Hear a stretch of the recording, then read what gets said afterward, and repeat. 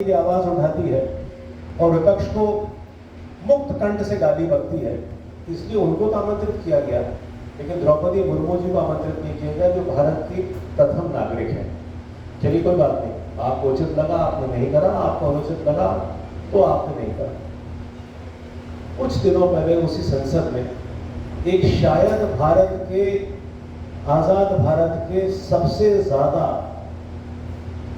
शर्मनाक घटना होती है रमेश बिधूड़ी के भाषण के रूप में। अलग अलग माध्यम से वो भाषण हम सब तक शायद पहुंच चुका है। जिस भाषा का उपयोग रमेश बिधूड़ी जी ने उस संसद में करा, वो सुन करके हम किसी भी धर्म से हो, किसी भी जाति से हो, समाज के किसी भी वर्ग से हो, शर्म से आगे झुक जाती है और हम ये सोचने में मजबूर हो जाते हैं कि क्या ये वो लोग हैं जो हमारा प्रतिनिधित्व करेंगे संसद में? क्या ये वो लोग हैं जिनको हमने ये ताकत दी है कि जाकर के संसद में बैठ करके कानून बनाए, जो कानून हम लोगों को गवर्न करेगा कल? ये वो लोग हैं जो इस देश की पॉलिसी डिसीजन लेते हैं और पॉलिसी डिसीजन लेने के बाद हमारा देश इनके पालन में जुड़ जाता है। 140 करोड़, अगर मैं गलती नहीं करता हूँ, हिंदुस्तान की शायद संख्या है तकरीबन, जनगणना तो बढ़ाई नहीं इन लोगों ने, पर करीब करीब 140 करोड़ में एक संसदीय क्षेत्र का प्रतिनिधित्व करने वाला, नेतृत्व करने वाला व्यक्ति की ऐसी शर्मनाक भाषा जो अंतर्राष्ट्रीय स्तर पे हमारी आंखें झुका देती, और पास में बैठे 2 मंत्री, मैं गलती नहीं करता हूं तो एक रविशंकर जी प्रसाद थे और एक हर्षवर्धन जी बैठे थे, और वो मुस्कुरा रहे भाषण पे। अरे आपकी शर्म से आंखें नीचे की झुक गई? खड़े होकर के आपसे नहीं कहा गया कि इस तरह की भाषा को आप बंद करिए संसद में और इस आदमी को निष्कासित करिए? इससे 10% प्रतिरोध अधीर रंजन चौधरी जी ने संसद में कहा था और अपनी बात सुचारू रूप से कही थी कि उनको संसद से निष्कासित करा दिया गया था 2 महीने पहले। और उस भाषण में सिर्फ ये होता है कि ओम बिरला जी कहते हैं कि साहब इसको स्ट्राइक ऑफ कर दीजिए। कहाँ ले जा रहे हैं आप देश को? कहाँ आ गए हम? सोचिए, अगर इन्हीं लोगों को हम चुनते रहे, इन्हीं लोगों को वोट देते रहे, तो होगा क्या इस देश का? मैं आप लोगों के सामने बहुत जिम्मेदारी से एक बात कह रहा हूँ, समाज के हर वर्ग से आप एकत्रित होकर के बैठे, कोई हिंदू है, कोई मुसलमान है, कोई ब्राह्मण है, कोई ठाकुर है, कोई कायस्थ है, कोई वैश्य समाज से आता है। याद करिए 47 में जब भारत का विभाजन हुआ था तो मोहम्मद अली जिन्ना ने कहा था कि विभाजन इसलिए आवश्यक है कि हिंदू और मुसलमान इस देश में साथ नहीं रह सकते। अरे भारतीय जनता पार्टी वालों, तुमने तो मोहम्मद अली जिन्ना की बात को सच करके दिखा दिया। तो तुम हिंदुस्तानी हो या मोहम्मद अली जिन्ना के भक्त हो? सोचो अपने मन में। आप लोगों के माध्यम से ये बात मैं शेयर करना चाहता हूँ भारतीय जनता पार्टी के उन नेताओं को जो इस देश को विभाजित करके अपनी राजनीति करना चाहते हैं। राजनीति करने का एक स्तर होता है, एक तरीका होता है, एक डिसेंसी का लेवल होता है, उसको मत छोड़िए। आप हम लोगों का प्रतिनिधित्व करते हैं, नेतृत्व करते हैं, ये बातें करना आपको शोभा नहीं देती। मोहम्मद अली जिन्ना ने जो कहा था उसको सच करने में पिछले 9 वर्षों से राष्ट्रीय स्तर पे और 18 सालों से प्रादेशिक स्तर पे भारतीय जनता पार्टी लग चुकी है, तन मन धन तीनों से। इस विषय से थोड़ा हट के प्रदेश की बात करूं, क्योंकि बहुत सारे फर्स्ट टाइम वोटर्स मैं अपने सामने देख रहा हूं। सबसे बड़ी समस्या मध्य प्रदेश में 2 है, और ये राजनीति को हम दलगत राजनीति से ऊपर उठ के बात कर रहे हैं। पहली भ्रष्टाचार, दूसरी बेरोजगारी। आप लोग कॉलेज से पास आउट होंगे, कोई फर्स्ट ईयर में, कोई फाइनल ईयर में, कोई थर्ड ईयर में, आप कॉलेज से पास आउट होकर के आज इस प्रदेश में काम करेंगे या राष्ट्र में काम करेंगे, तो सबसे पहला जो मुद्दा आपके सामने आएगा वो है बेरोजगारी का, भ्रष्टाचार का। कोई भी भ्रष्ट प्रदेश हो या भ्रष्टाचार जिस देश के उरूज पे हो, वहां आप ईमानदारी से काम नहीं कर पाओगे।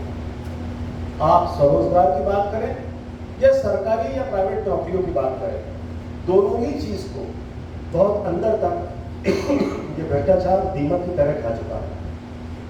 भ्रष्टाचार का उदाहरण हम रोज देखते हैं। 50% कमीशन की सरकार, आपने भी सुना होगा। ये मोदी जी जैसा राजनीतिक जुमला नहीं है कि 15 लाख रुपए वापस आ जाएंगे, और रात में गडकरी जी ने स्पष्टीकरण दे दिया कि ऐसा ये तो जुमला था, 15 लाख किसको आते वापस, किसके 15 लाख का मजाक कर रहे हैं। ये जिम्मेदारी से कहीं भी माननीय कमलनाथ जी के शब्द हैं कि 50% कमीशन की सरकार, क्या नौकरी करेंगे हम लोग, क्या काम करेंगे इस प्रदेश में?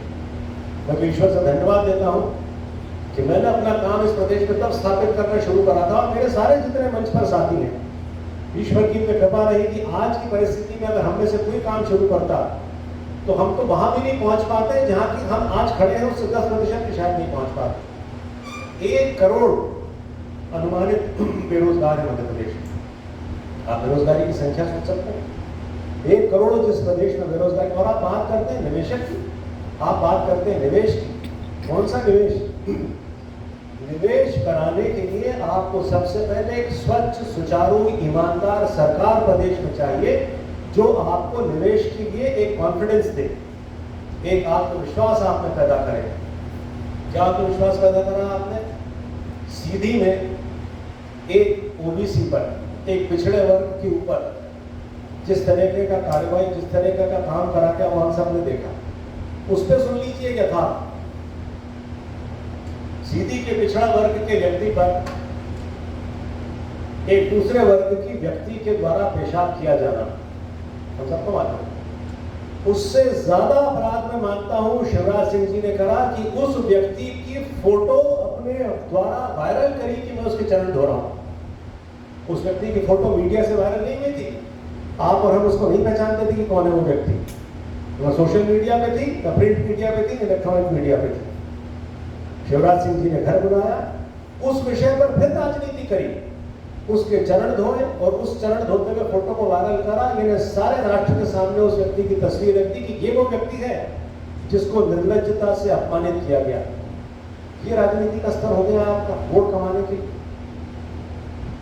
तो ये कुछ घटनाएं हैं महाकाल लोक की, जैसे मैंने घटना कहा। अभी उज्जैन में आपके यहाँ सबसे बड़ा कांड हुआ, 12 साल 13 साल की लड़की। मुख्य तौर पर 3 बातें, भ्रष्टाचार और बेरोजगारी के, अगर उसी तारतम्य में हम चर्चा करें, सुरक्षा, शिक्षा, चिकित्सा। सुरक्षा का ये आलम है। मध्य प्रदेश में कोविड की क्या स्थिति थी और किस तरह से हम कोविड के मारे हुए हैं, किस तरह से कोविड के व्यवस्थाओं के चलते मध्य प्रदेश की जनता परेशान हुई है। न ऑक्सीजन मिला है, न रेमडेसिविर मिला है। रेमडेसिविर जो आया वो नकली मिला। उसके बाद में मुकदमे लगा दिए गए, मुकदमों को ढीला छोड़ दिया गया। मुकदमे लगाने वाले व्यक्ति पीछे हट गए, मुकदमे जिन पे लगे थे उनकी जमानतें होगी, सरकार की चिंता खत्म हो गई क्योंकि कोविड खत्म हो गई। ये सुरक्षा दे रहे हैं आप। आज उज्जैन का कांड उस बच्ची के साथ हुआ। इंदौर में रोज क्राइम रेट देखिए, एनसीआरबी का ब्यूरो निकाल करके देखिए, आप सब नेट सैली है। एनसीआरबी में देखिए मध्य प्रदेश में क्राइम रेट क्या है। शिक्षा की बात करें, मैं अपने शहर इंदौर जहां से आता हूं, तकरीबन 110 शासकीय विद्यालय वहां है, 110 सरकारी स्कूल है, और एक स्कूल जो है वो इतनी अच्छी जगह स्थापित करा है कि कोई प्राइवेट स्कूल वहां स्कूल बनाने की सोच नहीं सकता। स्ट्रेटेजिकली प्लेस, जिसको हम आम भाषा में कहते हैं, बेस्ट लोकेशन पे वो स्कूल बने हैं। लेकिन इंफ्रास्ट्रक्चर तरीके से आपने उनको इतना महरूम कर दिया, इतना उन लोगों से इंफ्रास्ट्रक्चर हटा दिया कि मजबूरी में लोग जाकर के प्राइवेट स्कूल में एडमिशन लेते हैं, जो कि आपको वित्त पोषण देते हैं। इसलिए आपने मजबूर कर दिया आम आदमी को कि अपना बच्चा सरकारी स्कूल में ना पढ़ के प्राइवेट स्कूल में भेजे। क्यों? 18 साल का आपका रिज्यूम था, 18 साल की सत्ता में आपने क्यों नहीं उन स्कूलों का सशक्तिकरण करा? साधन और संसाधनों से उन स्कूल को आपने क्यों नहीं